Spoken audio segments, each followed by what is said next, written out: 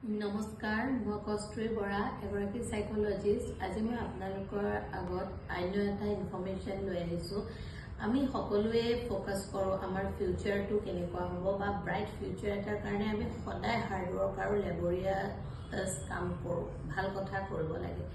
কিন্তু according to সাইকোলজিকেলি যদি চাবলৈ যাওঁ, প্ৰেজেণ্ট লাইফটো বা প্ৰেজেণ্ট মুমেণ্টছ আৰু প্ৰেজেণ্ট টাইমখিনি আমাৰ কাৰণে বেছি প্ৰেচিয়াছ হয়। আমি লাইফটো যিমান উপভোগ কৰিব পাৰোঁ, জীয়াব পাৰোঁ, সিমান আমাৰ লংজিভিটি বাঢ়ে, মেণ্টেল হেল্থ আৰু মেণ্টেল পিচ বাঢ়ি গৈ থাকে।